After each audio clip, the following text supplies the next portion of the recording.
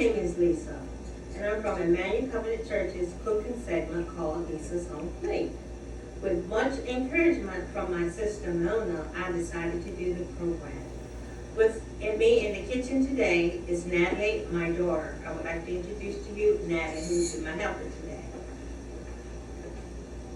The menu consists of blackened New York strip steak, sour cream mashed potatoes, broccoli with cheese sauce, and southern pecan pie.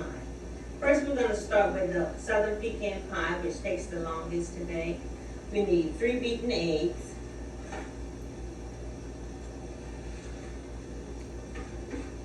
1 cup of sugar,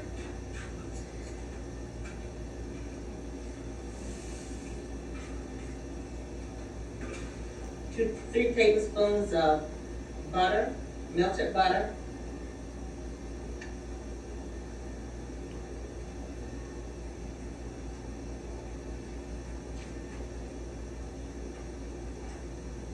1 cup of light caramel syrup,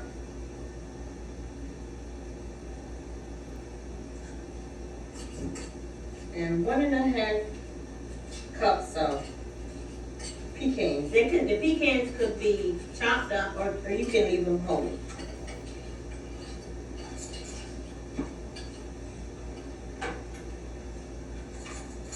1 teaspoon of vanilla. You're going to beat that until it's blended very well. Now, you can either use a frozen pie shell already in the pan, or you can use the one that you buy in the store. You just fold them, open them up and fold them, and you can do either one, or you can make your own. But I prefer the one that's already in the pan. So you want to beat this well until it's mixed.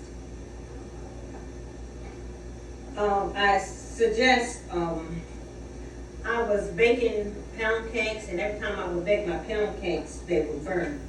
So I figured out that I would have to use a cooking thermometer, which is a very good tool to use in the kitchen. So after that is well, beat it well, you want to pour all your ingredients in the pie shell, and you want to put that on 350 degrees until it's done for about 1 hour and 15 minutes.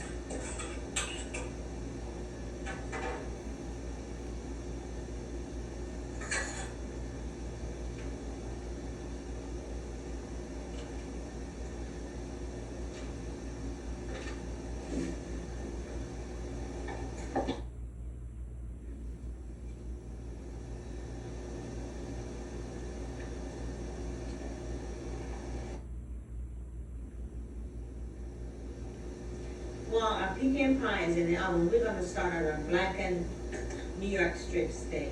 We're going to talk about how the origination of the blackened seasoning, which was originated by Paul Prudhomme, a Louisiana chef. And the original traditional way to do a blackened seasoning is do it in a cast iron skillet outside, but do not attempt to do this inside because there's no ventilation. So today we're going to do it on an electric skillet, and we're going to do it on the inside. So the blackened seasoning consists of paprika, 1.5 teaspoons of paprika, half a teaspoon of oregano,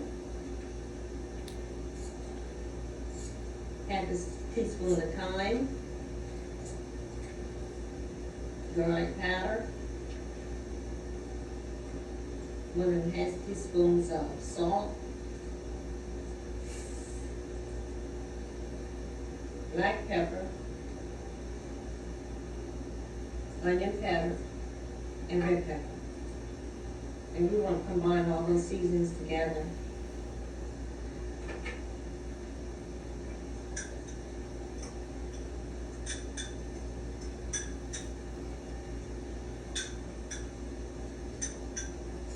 With the steak, this is about 8 ounces, and you want the steak to have some marble in it because it's more tender.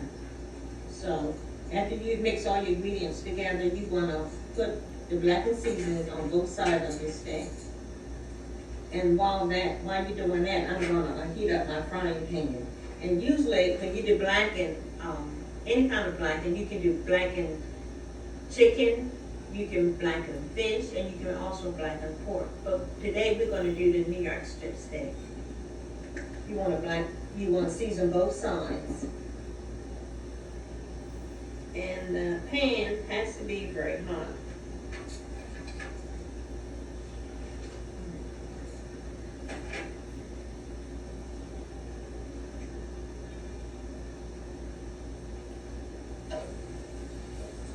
And you want to use plenty of butter when you are when you're cooking your steaks. And you want to cook it about 4 minutes on each side, depending on how well you want your doneness.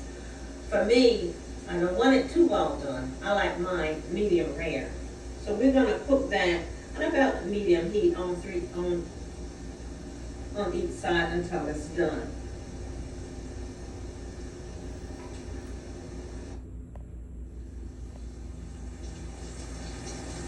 After cooking the steak for about 3 or 4 minutes on one side, we want to turn it over. And it's going to create a little bit of smoke in your kitchen because the butter burns, and that's what you want to get. You want to get that little bit smokiness, but make sure you have your fan on and you have a lot of ventilation because the butter burns. And after you cook it about 4 minutes on the other side, you want to take it out. You want to put it in your oven for about a couple of minutes so it can stay warm.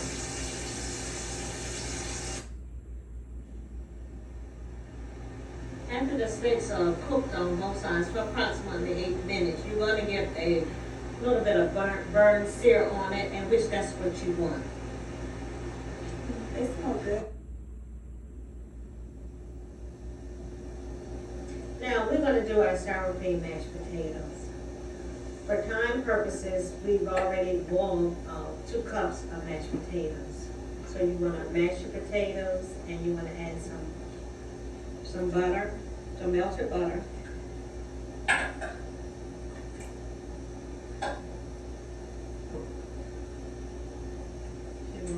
And it's better to use warm milk instead of cold.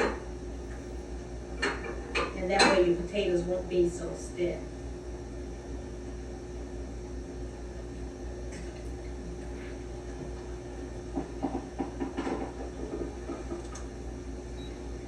And I use heavy whipping cream as opposed to milk because it makes it a little bit rich. And your sour cream.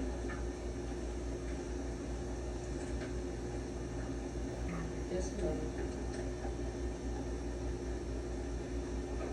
Salt and pepper to your liking.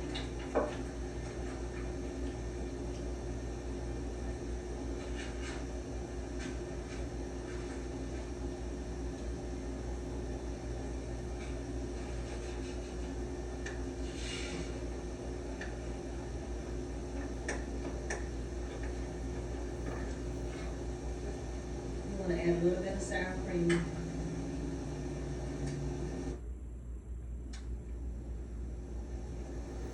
Some people like lumps in their mashed potatoes, but I like my mashed potatoes creamy. So now we're going to start with our cream sauce for our cheese sauce for our broccoli and cheese. So you want 2 tablespoons of melted butter, and you want 2 cups of flour. And the rule of thumb is 2 cups of butter to 2 cups of flour to 1 cup of milk. And that is your basic mother sauce for your cheese sauce. And you don't want to break, just want to melt the butter for a little bit.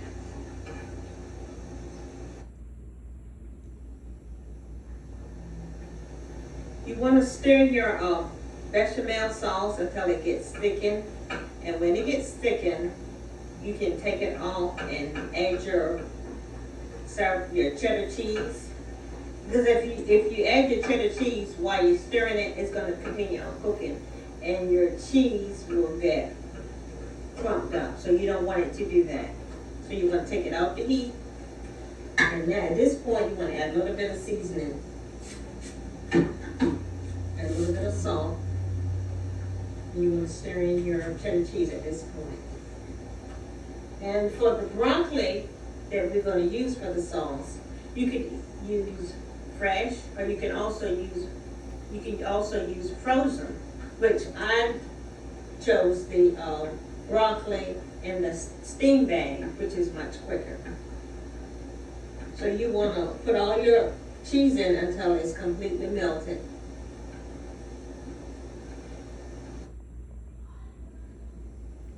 After you add your cheddar cheese, you want to stir it until all the cheese is completely melted. And